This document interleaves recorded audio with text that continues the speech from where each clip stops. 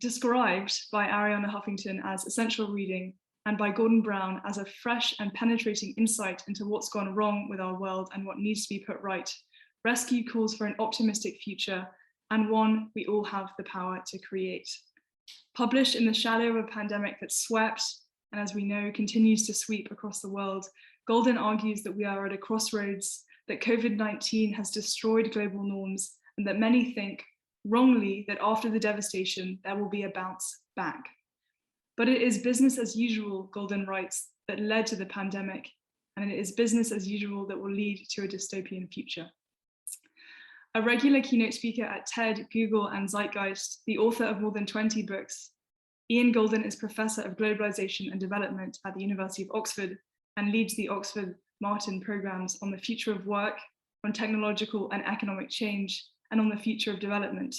He has previously served as Vice President of the World Bank, Chief Executive of the Development Bank of Southern Africa, and he's also served as an advisor to President Nelson Mandela. Ian, thank you so much for being with us this evening at Entre Nous, all the way from Oxford. So now I'm going to leave you and let you kind of give your presentation. I'll join you when you finish for some questions. Thank you very much, Alice. It's very kind of you to invite me to participate in your Entre Nous series. I just wish I could be in Paris when you initially invited me. I was hoping to make it to Paris, but here I am in Oxford, and I think we are all having to make compromises. In writing Rescue, I was very motivated by thinking about how can this absolutely awful experience that we are all having, which is being experienced around the world by everyone, possibly be the source of a new beginning. And the title, obviously, Rescue, alludes to that possibility. When we are rescued from a shipwreck or rescued from a car crash or something awful that's been happened, rescued from a terrible, just not functioning relationship or whatever it is that we're rescued from, we create a new opportunity to start again, to do things differently with the wisdom of our experience. Rescue doesn't mean that everything's going to be great. It means that we have that option. It means that we don't necessarily have the disaster that we've been rescued from. And that's the spirit of the book. And I believe we're in such a moment. And despite the extraordinarily negative information we're receiving every day, not only about how our economy is doing, the ill health of loved ones, growing inequality, many negative things, and we see the rise of global negative movements like the anti-vax movement, for example, the unfair vaccine distribution around the world. Despite all of this, I believe that this could be the beginning of something which is extremely positive for humanity. If, and that's the big if, and that's why I did the book, because I'm so motivated to raise this possibility, but the risks of not grabbing it if we make the right choices now. We're at a crossroads moment. We're at a crossroads in which we have the potential, I believe, certainly for the first time in my lifetime, to really understand where we are and to do things differently. But equally, if we don't do that, I think we are heading into a dystopian world. And that's why I find the language of bouncing back or bouncing forward so disturbing, because it implies we're going back or forward along the same tracks, along the same road. It's that road, it's those tracks that are leading us over a precipice. Escalating climate change, more pandemics, which could be much worse than this, rising inequality, growing protectionism and nationalism, less ability, therefore, to manage global risks, and a downward spiral of slowing opportunity and slowing ability to manage risk, particularly disastrous for those that don't have the means to do so. The language of reboot or reset also has the same connotations. It implies we're going back to what was in the operating system. When we reset or reboot our computers, we go back to the system that was there before. We need to do something different and quite radically different. Now, lots of people are scared about radical change, and understandably so, because it's the unknown, because it can lead to disaster. But the sorts of changes that I'm advocating for in the book, the things that I believe are necessary, will actually create a much safer, more sustainable, more equitable world. And so although radical change is something we run away from, it's far, far less scary than the alternative, which is staying with the system we have. The system we have is hardwired to create more pandemics, to create escalating climate change, to create rising inequality, to have other threats which are looming large, whether they be cyber, information, fake news, which could lead to rising politicization and geopolitical tensions, antimicrobial resistance, and of course the real threat of conflict with more and more sophisticated technological tools and weapons. That's what business as usual is bringing us, what I call the butterfly defect of globalization, this interdependent dynamic system we are in, which is hurtling at increasing speed into a more and more complex, more and more unstable system. And it's that which brings us the pandemic. I've been saying every year since I wrote The Butterfly Defect in 2013 that a pandemic was inevitable and was the likely cause of the next global economic crisis. Inevitable because more and more people, closer to more and more animals, and more airport hubs means not only does the contagion, the animal-human contagion spread, but also, of course, once it does, once that happens, the chance of it spreading globally are rising because more and more people are living next to airport hubs. And all our points of connectivity spread good and bad things. Our airport hubs are wonderful. They allow us to connect with family and loved ones and travel to wonderful places, Paris and others. But of course, they also then become the vectors for spreading a pandemic. Our financial centers create financial opportunities and allow us to travel and transfer money, etc., but also create vectors for global financial contagion. Our cyber systems, which allow us to have this webinar, become a possible focus for creating cyber viruses and spreading them around. And good things can lead to bad things. It's wonderful that 2 billion people have energy for the first time over the last 40 years, but now we have escalating climate crises. And of course, it's wonderful that 600 million people are taking antibiotics, fending off diseases, but at the same time, that's leading to antimicrobial resistance. We need to manage these things, and we can certainly stop pandemics. I take great inspiration in the book and look at carefully the lessons drawn from the Second World War, but also the stark contrast with the First World War. And the question really is which war are we in? We're in an equivalent of a war, a crisis of that magnitude, in fact, more in many respects, because unlike those wars, it's really everyone on Earth that's affected by this. And I think as many people are likely to die, not only directly from the medical and health impact of the coronavirus, but also because of the second effects. The World Bank estimates 150 million more people have been pushed into absolute poverty, living under $1.90 a day, many into starvation by the pandemic. The Sustainable Development Goals have been totally derailed by it. And so the question is, what do we do about it? And why do I have this optimism? And the answer is because we're doing things that we could have never have dreamt of doing before. The pandemic has created possibilities. What governments are doing now was absolutely unthinkable in January of 2020. $20 trillion of stimulus globally, unthinkable. 10 to 20% of GDP in the rich countries.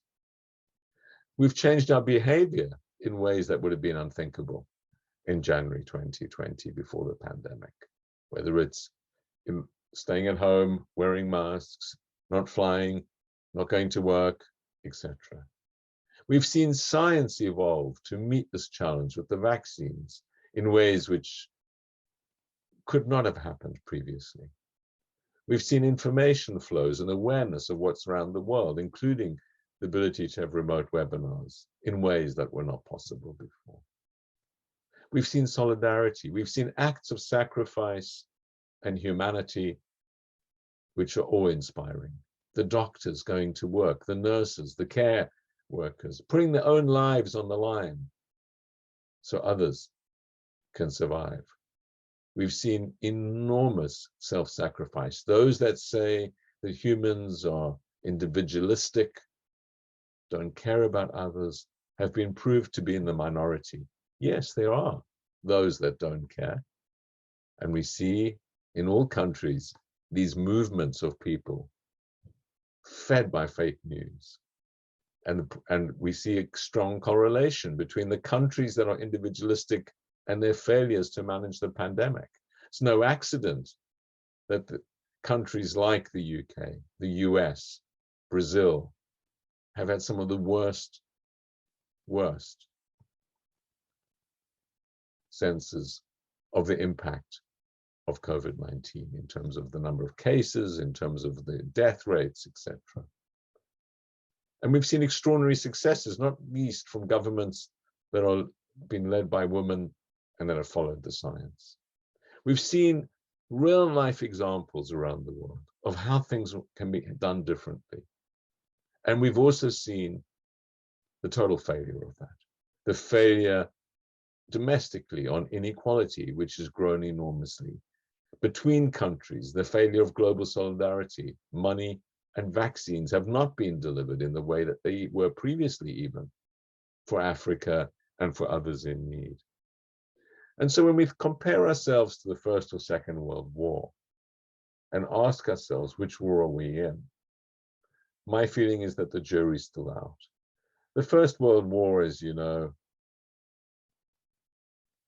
absolutely ghastly, poor leadership, recrimination, blaming the blame game of blaming the other countries for their aggression, huge indebtedness not being resolved, a consumption-led boom a century ago associated with rising inequality, as we know from The Great Gatsby and other authors' stories around this.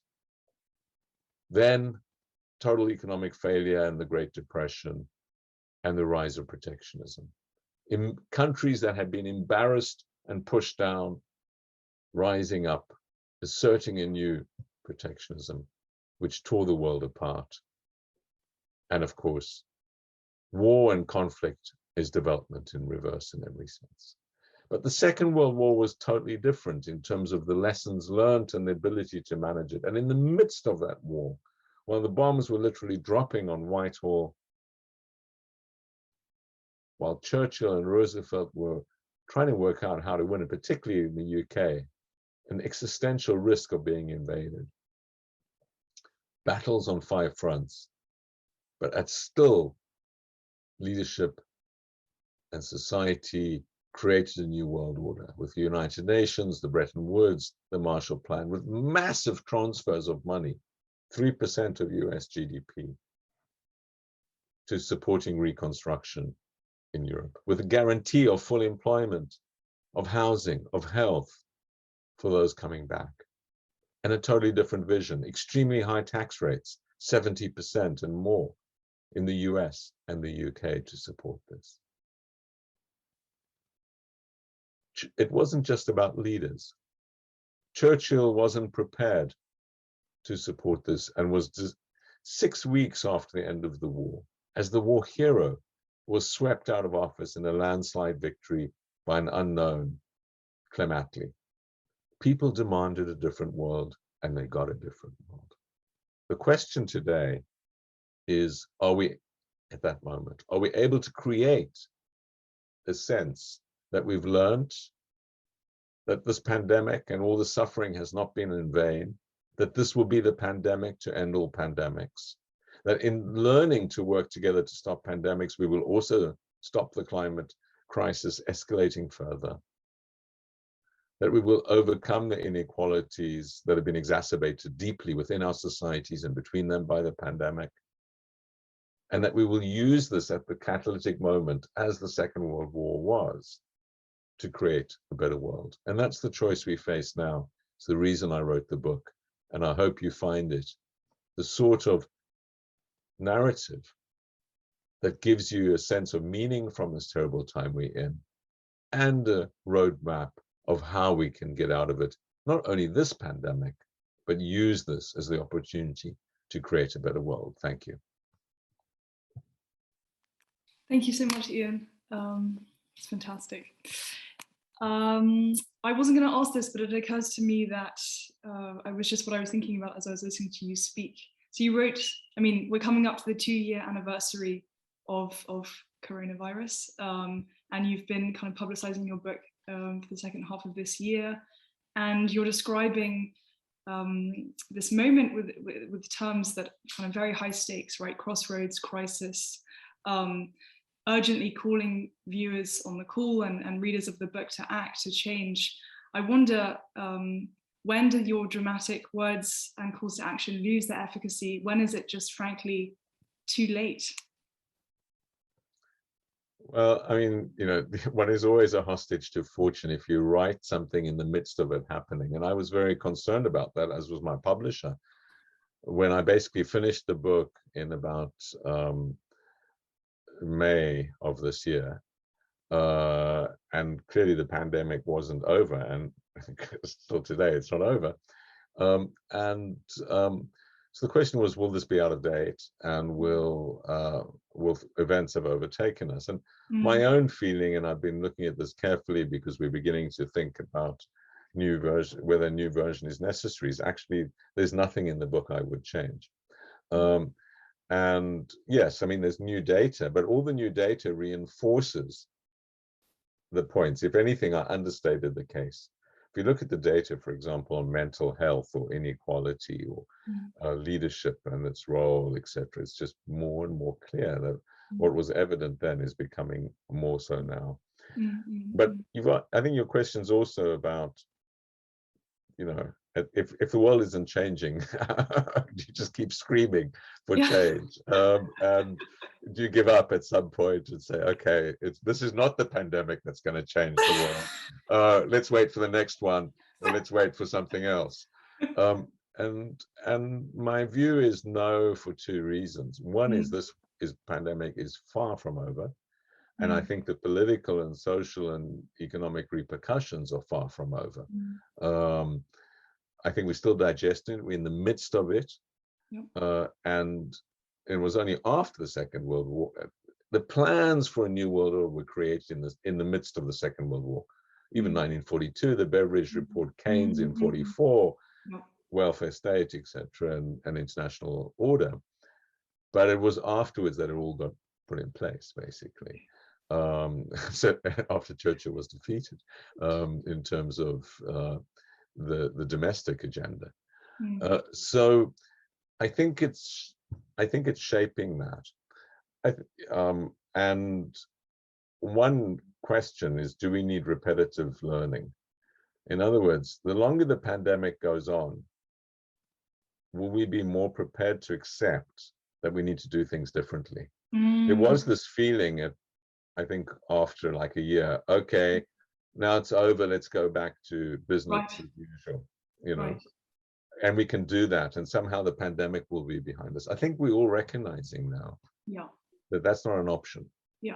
That unless that this is, not only is this much worse and going to last much longer than we thought with new variants until we vaccinate everyone in the world, but also that this is sort of an endemic problem of capitalism and globalization. Yeah. and that we have to do things differently. And it was interesting to see that Sarah Gilbert today actually is giving a lecture. She was one of the prime inventors of the AstraZeneca vaccine, saying that we should count ourselves lucky that this pandemic isn't worse, and that in future we will have, unless we do things differently, we will have worse pandemics. So I think this is beginning to, and we can stop pandemics. So I think the longer it goes on, the more people will want to stop the next pandemic, and I think that gives force to the argument. So I'm not going to stop screaming just yet, but yes, I hope you don't. We won't be having the same conversation in 5 years' time.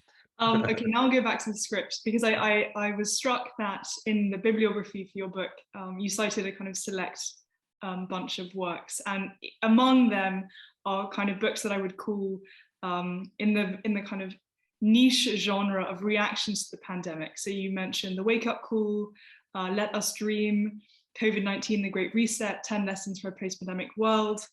I'm not encouraging you to disparage these books, but could you describe the kind of various book-bound responses to COVID as outlined by these other authors? And then my question is, since I haven't read them, what distinguishes your argument from theirs? Yeah. I thought I was pretty fast at getting a book out.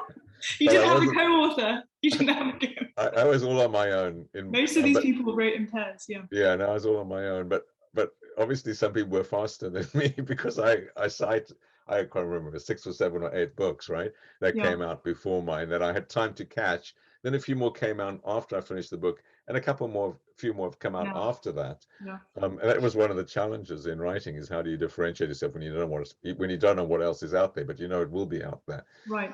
And it's again something that I feel very comfortable with. They all have different takes. Some are very medical.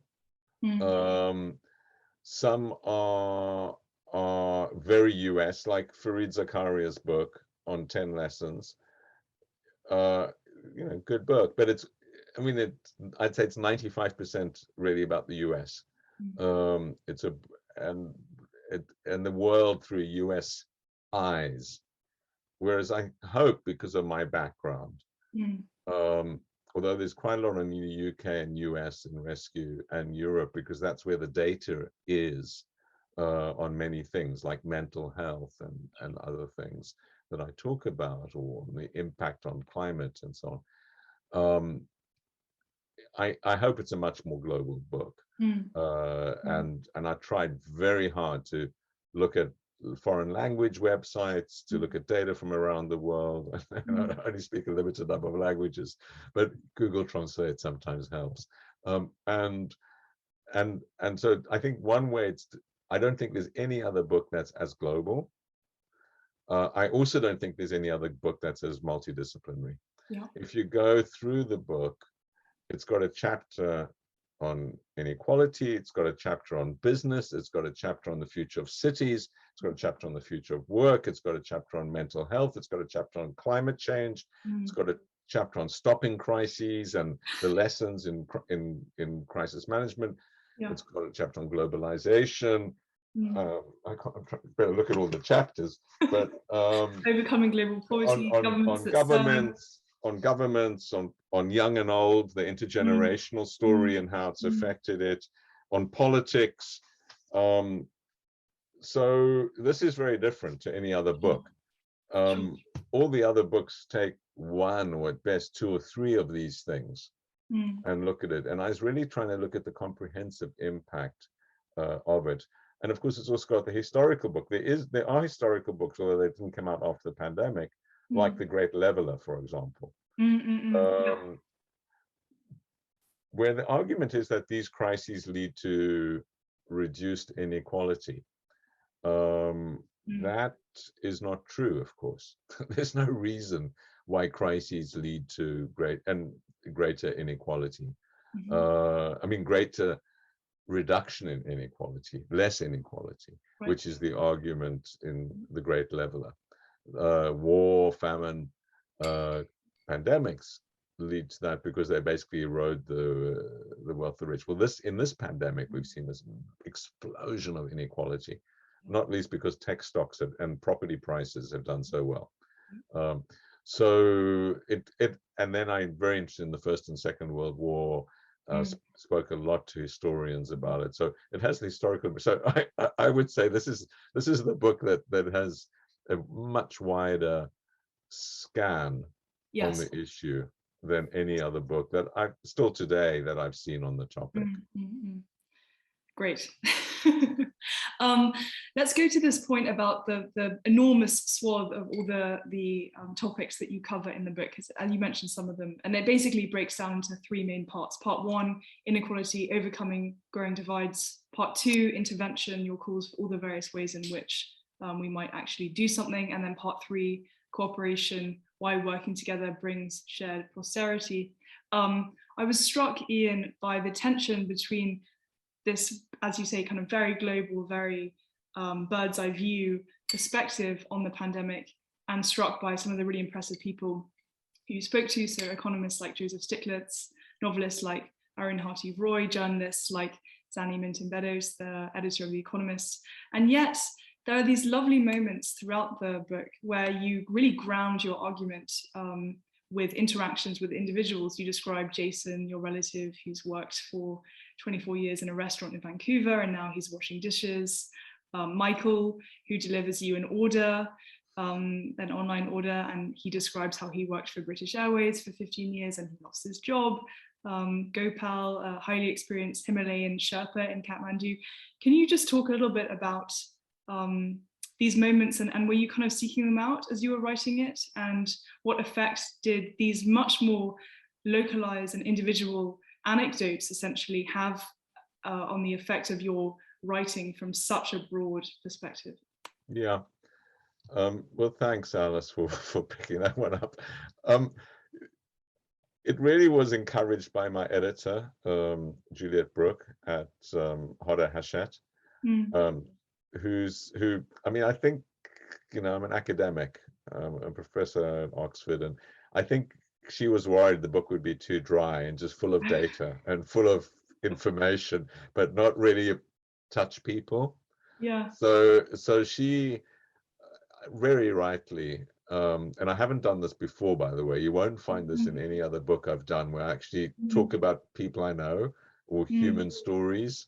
And I think this is my 23rd book, so you know I've done a lot of the dry stuff. And she said, make this human. I mean, this is like, give stories that you relate to personally. Don't invent them, where you are seeing this in people's lives, as opposed to just averages or numbers or examples that you picked up by reading the newspaper or case studies or whatever. So she encouraged me to do that, to draw on all my conversations. And I had some conversations deliberately, like with people I knew in places, because I was sort of but also I care about them. I wanted to know how they were doing. And I didn't tell all the stories because some of them were just too depressing. You know, like but I told a lot of them that I felt, and I asked people's permission if I could do so. And some of them were just accidental, like the guy that, as you say, that delivered my Amazon parcel, you know, said that, what we're doing before you delivered Amazon. And then I also did all these interviews with CEOs. I was trying to get behind this remote work story and whether it was working for people, you know, and basically that's where I discovered that everyone said it was more efficient, but totally uncreative. And it was also and then I interviewed a whole lot of people that were joining firms by online, trying to understand what experience they were having compared to people that actually went into a place to join a firm, and the difference in whether you can actually do online apprenticeship, which I argue very strongly in the book you cannot do effectively. You can't learn a job professionally effectively, whether it's whatever it is really, totally online. So, and you certainly can't co-create in the same way. So yeah, those stories, they're real, they tough, and I know, I all the time, I mean, the number of students applying for jobs in those first months of the pandemic, as interns collapsed and employment collapsed, and they still, I mean, that's one thing I could update, is you go back to these people after they've been looking for a job for a year, and now one says there's a shortage of workers, trying to pick up, and there's been a lot of permanent scarring as a result of that. So yeah, the short answer is I was trying to do something different, encouraged you to do that, and I'm glad you thought it was good. Yeah, it was great.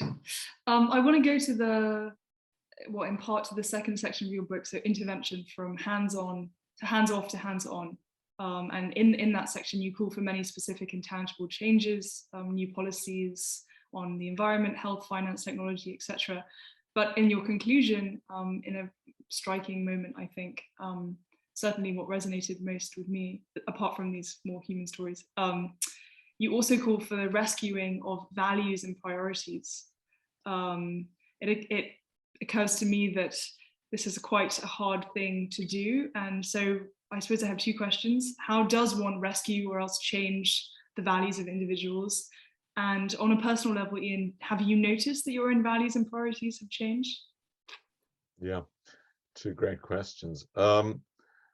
Changing values is very difficult, but you've got to set the tone in different ways from, from the top down. I think, for example, in the UK, we have a prime minister that doesn't walk the talk in any way. Right.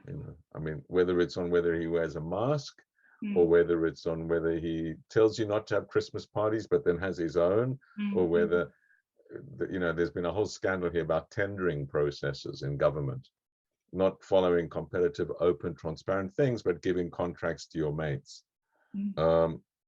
So values can be set by the top, but they can also be set through accountability systems.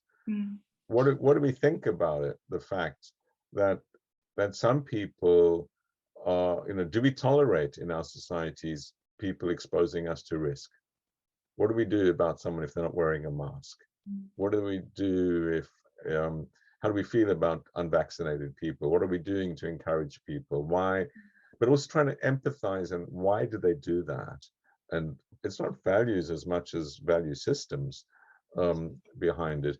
I think we see it a lot I've mentioned it in the difference between individualistic countries and the more socially minded countries, and also communities within countries in terms of the incidence of mortality and so forth. And I think the values that are implicit in so much, not only the behavioral changes, the choice people taking, but the sacrifices that people are making. They're valuing society above themselves at times. And a lot of doctors and nurses and care workers have died through that sacrifice. So I think it is, but then there's a whole softer side of values I talk about as well. There's values of what we in our lives are valuing, and you asked about me, and this has changed. The priority one puts on having a garden. I mean, you're seeing it in house prices. The priority, the amount of time one's spending walking, and how valuable that is in the day. Reaching out to others. When did you last phone a loved one or a family member or a friend and ask how they're doing? The values associated with respecting others. I mean, I have this every day when I go into the university. Are people wearing masks? Should you go in? What students should do? There's a lot of values that are being tested, and of course business is being tested in a big way in terms of its values. Not only are they creating a safe working environment, are they looking after people who, and if people have died, are they looking after the families? What are they doing? And then the values around other things like climate now have really come to the fore. I think the pandemic, like in so many areas, has accelerated slow-moving trends that would have come, whether it's on climate or in other areas, but it's really brought them to the fore. This, the data which I cite in the book on ESG, environmental, sustainable, and governance criteria that businesses have, The demand for data has gone up 2.5 times in the pandemic. And that's because shareholders, I think, are demanding more information. Values are it's a very broad term, but I think the pandemic has brought to the fore a whole series of issues around values, which are very, very healthy. And it's also highlighted some very scary value systems of individualism, of selfishness and others, which I think are being called out for what they are. And it's raising massive questions about values around privacy, for example, and behavior change. What can governments do? What can't they do? What can individuals do? All of those questions. Questions which, of course, were already in the air. But they were in the air, absolutely. Yeah. Let's go to this idea of individualism on the one hand and collectivity on the other, because as we spoke before this event, you had mentioned that there were two aspects of the book that hadn't been treated as much as you would have liked. And I'm always fascinated by this when I interview people who have been kind of doing the book talk for a while. And I always ask them, what do you wish you could have spoken about more? What are you surprised that you haven't spoken about more or less? And you mentioned that there were kind of two things that hadn't been discussed as much as you would have liked. So one was the shift from an individualistic kind of I society to the collective we society.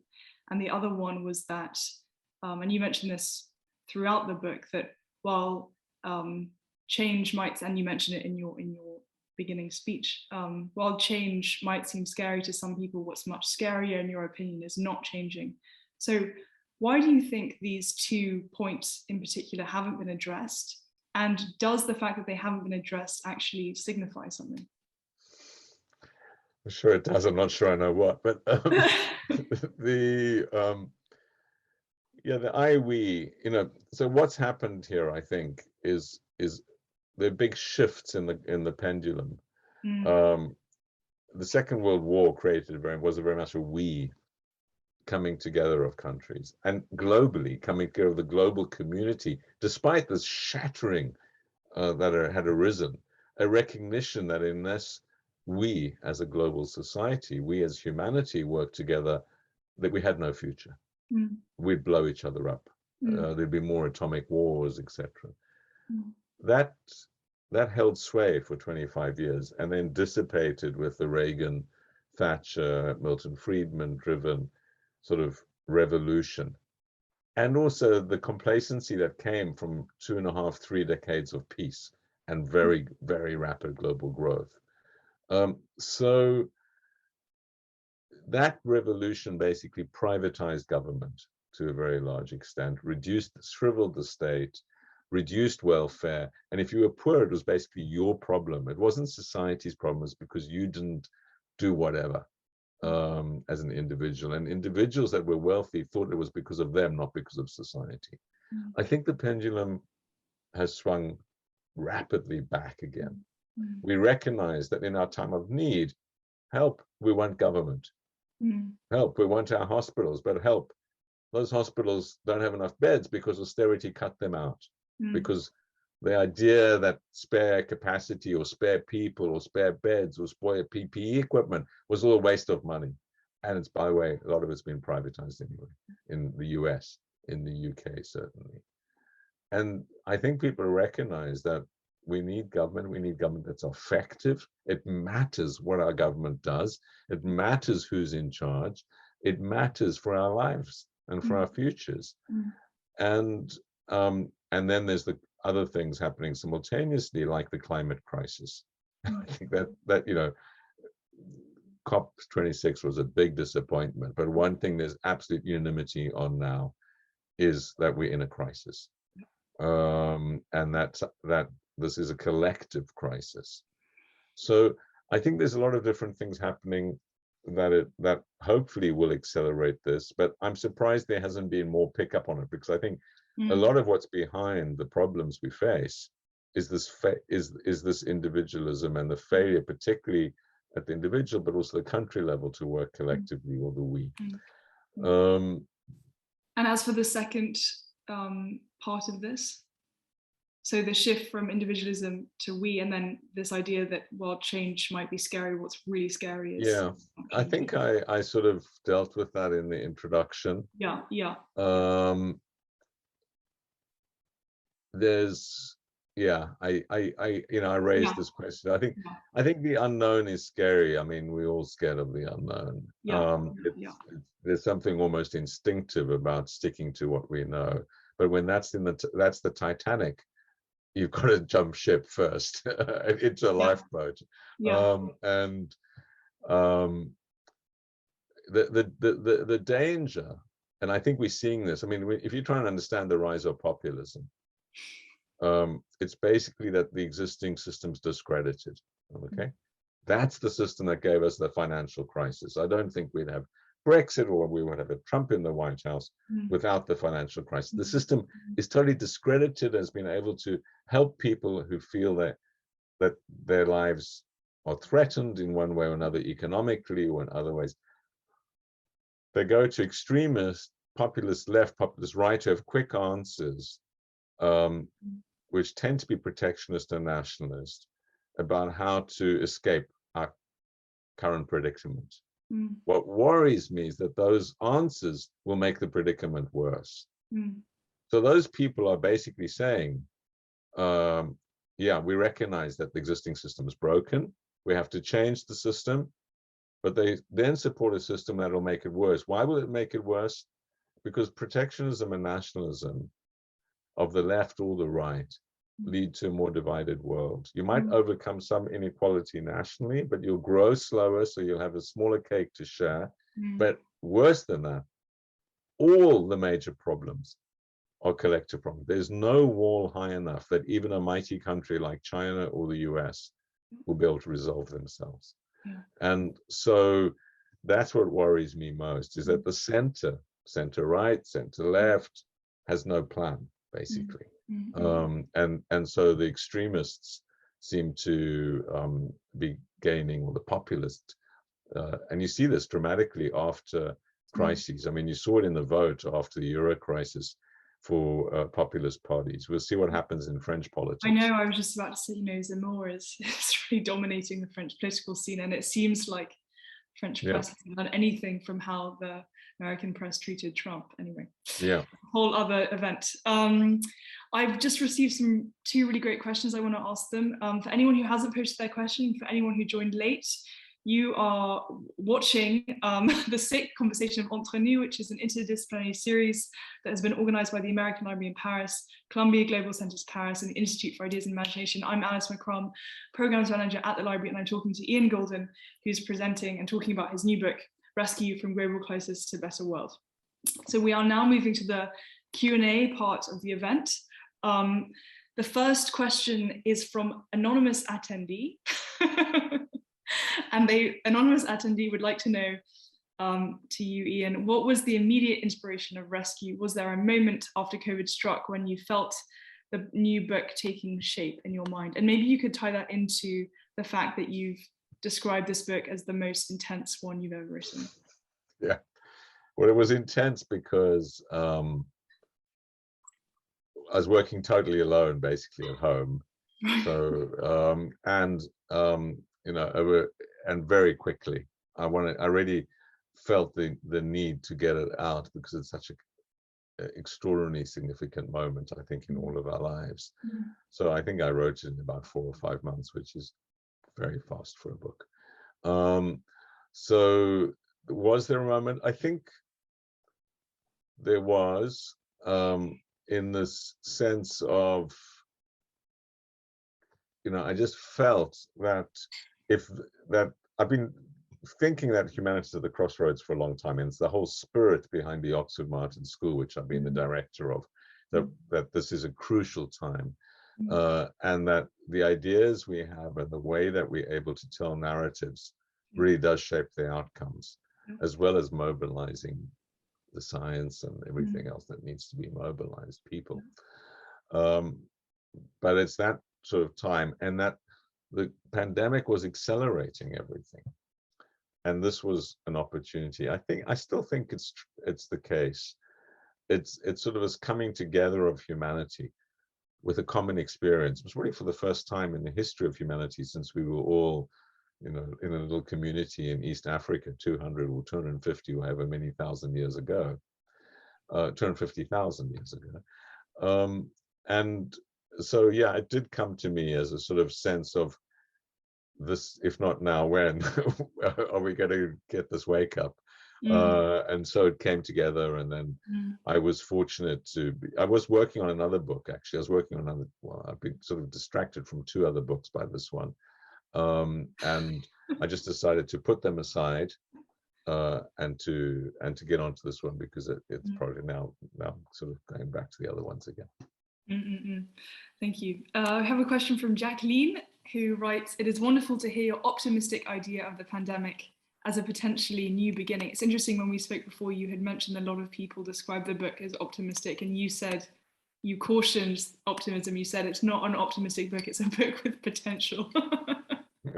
Maybe your years in Britain are rubbing off on you. Right. Anyway, she writes, "Wonderful to hear your optimistic idea of the pandemic. That said, how can we help or even galvanize young people beginning their studies to orient their work towards something more than a course that will simply help them find a lucrative job? What should we tell them?" And I suppose, what do you tell your students at Oxford? Yeah. What I always tell students, but also the parents of potential students who ask me what their kids should do, or people ask me what they should do, is just, if one can be curious and learn whatever it is that you want to do, drama or maths or physics, I'm totally indifferent in terms of what. I don't have a hierarchy of disciplines or of professions. I think it really doesn't matter. And actually, I think that the creative is going to become more and more and more important, because machines and artificial intelligence will do more and more repetitive and mathematical type functions, and humans, what humans are absolutely unique about, will become more and more special in terms of skills that one accumulates. So do what you're curious about. Do something that you're prepared to. Don't imagine it's for your life, because hopefully you're going to have 100-year life or more, healthy, and so you're going to have to, and you got to keep reinventing yourself and keep doing different things and want to. So it's the ability to learn to learn, and it's to recognize that the future is what you make it. I think the one thing that's been quite definitive for me in shaping the way I think about the world and choice is the sort of, when I left South Africa as an exile, I really thought I would never go back in my lifetime, and it would be a bloody racial war in South Africa with 2 very powerful opposing forces. And then to have what I considered to be this most extraordinary thing of Mandela being released after 27 years in prison and going back to work with him, which really was a dream come true for me, gave me a sense that actually change happens, and it happens in this sort of extraordinary interconnected way that was linked. I was living in Paris when that happened. I heard about all this in Paris. It was linked to the coming down of the Berlin Wall, which was obviously in some respects totally disconnected from South Africa, what was going on in Germany, but it led to cascading global changes that made that possible. And but it's not just that. Every day we hear about something that we would have regarded as impossible.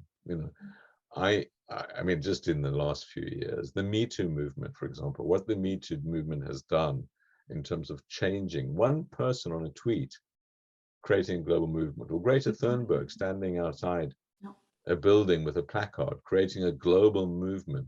She couldn't have dreamt that this is what she's going to do when she got up that day and just went and stood there, or with Black Lives Matter, or things are happening and can cascade and take off. Sure. Bad things too, from individual actions, from collective actions, from what cities are doing, from what businesses are doing. The possibilities are enormous. And so what I say to students is, do what you enjoy doing and explore the possibilities for change. One thing's for sure, if you don't change the world, you're going to be living in a pretty miserable world. So change it for the better. I just want to press you on this point about lucrative jobs, right? Because you could say all of this to young students. I mean, I saw this at university. I imagine you encounter these students. They say, fine, I'd love to learn.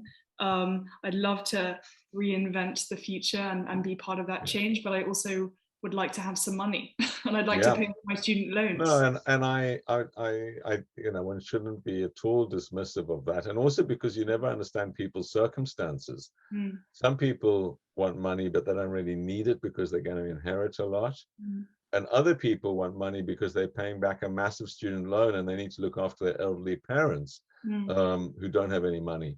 And so they do it out of real altruism or concern.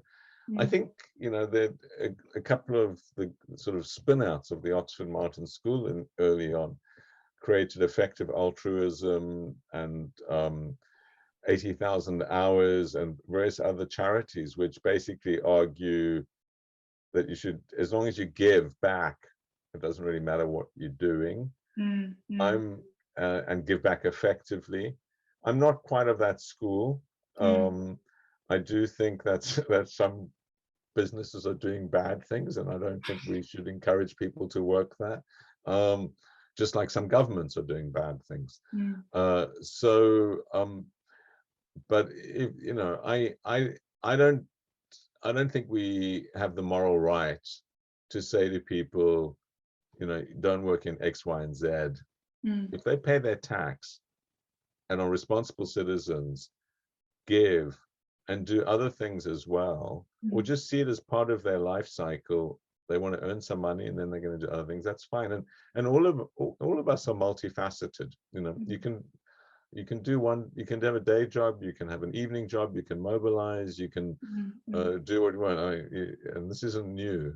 Friedrich Engels supported Marx by doing that. So you know, there's nothing new about being able to do multiple things. So you know, if someone just wants to go into banking to be a consumer, to get rich and be a consumer, well, I would try and encourage them to do some other things too.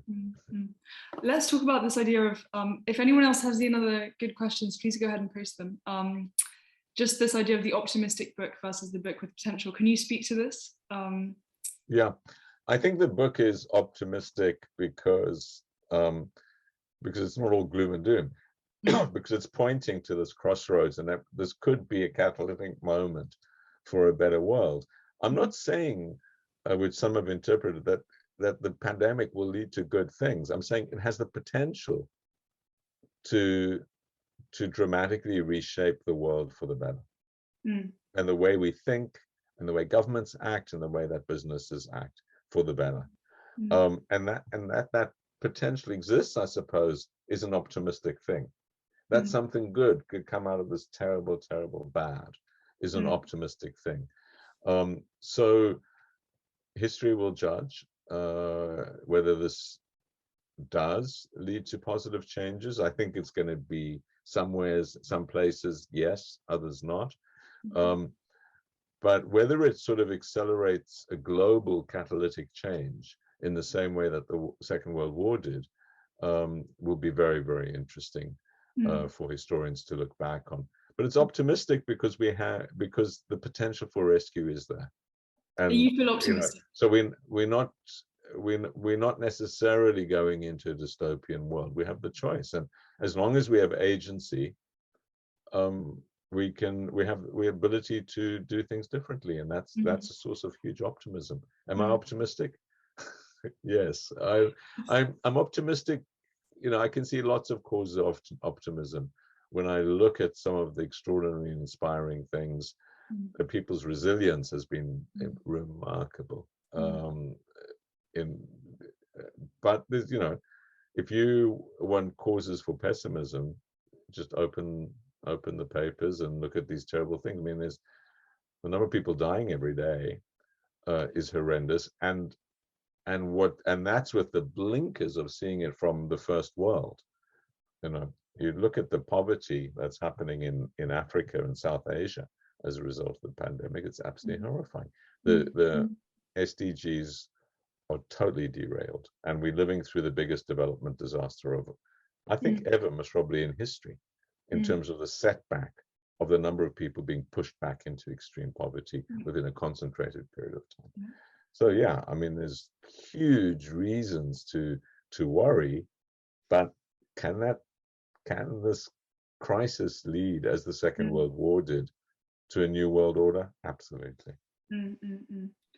I mean, I was going to say, what would you like to end on? A final urge. All right. Well, one thing to end on is, of course, okay, there's another question here, which I'll briefly answer. Yeah, I wasn't sure. And then I'll end on the fact that Okay, I've great. posted the link to my book in Yeah, end on buying the book, in the of course. chat.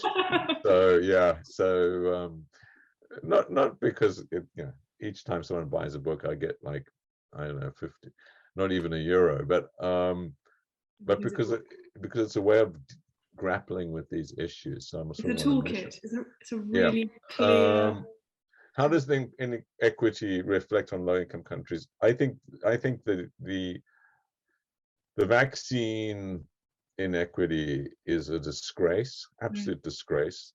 It's even worse disgrace when we are destroying vaccines now because they're expiring in many of the rich countries. We, now we know, as I said it in the book, I think you pointed to this, Alice. I was just about to read it. Can I read the sentence out? Yeah. In a very predictive tone. I mean, so much of this book is predictive, but you wrote in your conclusion, way before all of these variants, the longer it takes to distribute vaccines globally, the greater the risk of mutation of COVID-19. It's so simple. So that's the selfish reason why we should distribute them, but there's a reason of solidarity, human justice, and of course the revival of the global economy. It's not only has vaccine inequality been huge and greater than in the past, but also economic inequality. So the British government, at the time when it's never been needed more, cut its aid budget by a third. It's sort of unthinkable, really, for any civilized country to do that. So it's the inequality has grown in extremes within our countries and between them. And I can only say to Suha, this is injustice. Yeah, it's absolutely unjust. And what the consequences will be in terms of the moral lack of authority, I think, of the advanced economies who went to the G7 and promised they would distribute vaccines and then completely failed to deliver on their promises. I think it just further undermines the credibility. By the way, it also, incidentally, and I know we're running out of time, because China's delivering vaccines much more, is another accelerant of the global geopolitical soft power shift. And I talk about that in the book too. Alice, thank you for hosting me. Oh, such a pleasure. I'll leave you all to have dinner in Paris, and I hope you'll be able to get over to Paris very soon, where of course you have been knighted by the French government, so you must make your way. It's just another reason to feel good about France. Yes, exactly.